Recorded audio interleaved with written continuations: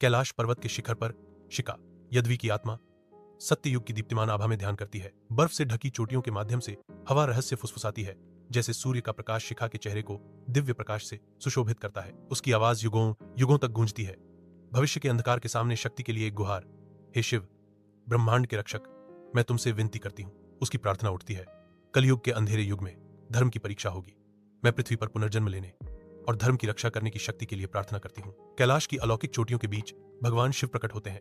उनकी उपस्थिति शांत देवत्व का प्रतीक है। उसकी आंखें शाश्वत ज्ञान के गहरे कुएं यद्वी की आत्मा पर टिक जाती हैं, उसकी आत्मा में प्रवेश करती हैं। वायु दिव्य ऊर्जा से कंपन करती है, जो उनकी असीम शक्ति का प्रमाण है। ब्रह्मांड में गूंजती आवाज के साथ शिव घोषणा करते हैं, तुम्हें एक विशेष कार्य के लिए कलयुग में जन्म लेना होगा।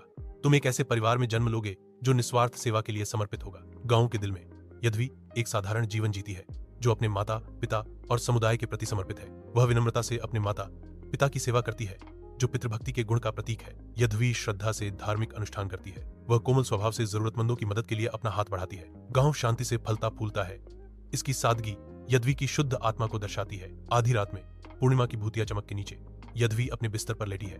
उसका दिमाग अजीबोगरीब चीजों का कैनवास है। एक दृष्टि प्रकट होती है। एक ऊंचा बर्फ से ढका पहाड़ स्वर्ग को भेदता है, जिसकी चोटियों को एक अलौकिक प्रकाश चूमता है। एक पवित्र शिवलिंग धुंध से प्रकट होता है।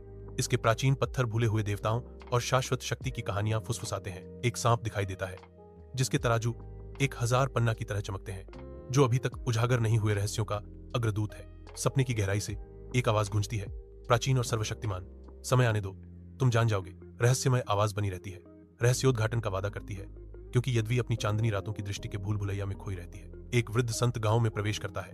उसका आगमन भाग्य की भावना से ओतप्रोत है। उसकी निगाहें यद्वी पर टिक जाती हैं। उसकी आंखों में गहरी पहचान चमक रही है। संत बोलते हैं, उनकी आवाज प्राचीन ज्ञान का भार वहन करती है। तुम्हारे सपने केवल सपने नहीं हैं यद्वी, वे यादें हैं। वह गंभीर श्रद्धा के साथ उसकी असली पहचान का खुलासा करता है। आप शिका हैं, वही जिसने हजारों वर्षों तक तपस्या की थी। अपने कमरे की शांति में यद्वी गहरी ध्यान में खोई हुई है, शांति में उत्तर खोज रही है। उसकी आंखों में एक तीव्रता झलकती है, जो उसकी आत्मा में उठ रहे गहरे सवालों को दर्शाती है। नई आंखों से यद्वी दुनिया की छिपी हुई अंधेरे, पाखंड और धोखे को देखती है। भक्ति का पतन उस पर भारी पड़ता है, जो उसकी तलाश में है, उसकी पवित्रता के बिल्कुल विपरीत। वह खुलासों से जूझती है। उसका आंतरिक संघर्ष उसके आसपास की मोमबत्ती की हल्की टिमटिमाहट में झलकता है। यद्वी ध्यान में रहती है।